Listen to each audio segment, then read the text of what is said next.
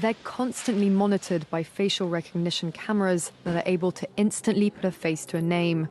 Now, the Chinese are also ranked, given a mark out of a possible 950 points. A score in the 700s is considered good. Around the 500 mark is not. For now, the number is a sort of bank credit rating, keeping track of everyone's spending habits. I think being ranked is a good thing. A society has to have rules. It forces us to be well-behaved. It may seem scary, but it's just like that here. We're used to it, and anyway, we don't have a choice. But in an effort to keep all of its subjects in line, Beijing is taking the system a step further in 2020. It's aggregating data gathered by banks, private companies, and the state to rate if someone's a good or bad citizen. By using the most data possible, the so-called big data, the system will play an important role in rebuilding a moral society. The state will go over every detail of a person's life with a fine-tooth comb. Their financial situation, spending habits, career, even behavior on social media. Criticizing the government online or displaying outward signs of wealth is a no-no. On the other hand, praising the party or giving blood increases your social credit. Xiao Wenwang is a model citizen. She lives in Nanjing, a testing ground for social ranking.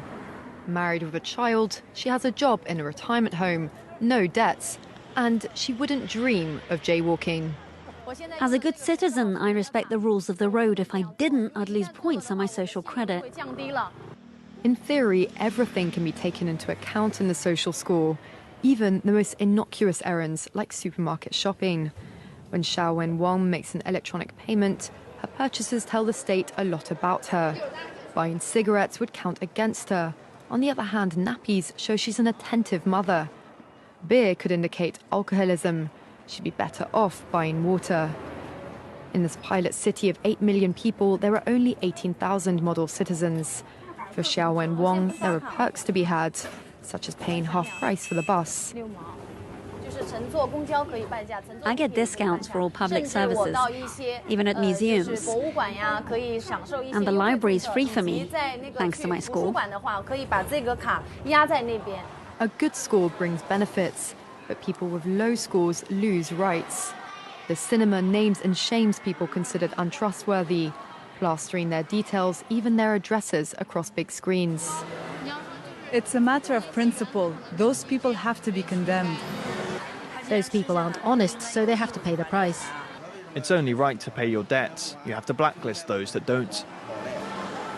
The Supreme Court has created a blacklist for so-called bad citizens, those whose ratings have dropped to zero. On it are companies, but also 23 million people to date. Among them is this journalist Liu Hu. He got a little too close to uncovering corruption among high-profile party members. After being sued for defamation by the subject of a story he'd written, he was blacklisted. He only realized when he tried to buy a train ticket and was told he was banned from traveling. That tells me I'm still on the blacklist. Punished because he's been branded untrustworthy by the state. Once you're blacklisted, you can no longer get a bank loan, start a business, buy an apartment, or even send your children to a private school. Liu Hu is among a tiny minority of people who have dared to criticize the system, which some are calling a digital dictatorship. I worry, because I think many people like me will be deprived of individual freedoms, and all of us will live with restrictions of one kind or another. After our meeting, Liu Hu learned that his name had been removed from the blacklist, but he still has a long way to go if he doesn't want to languish at the bottom of the social credit hierarchy.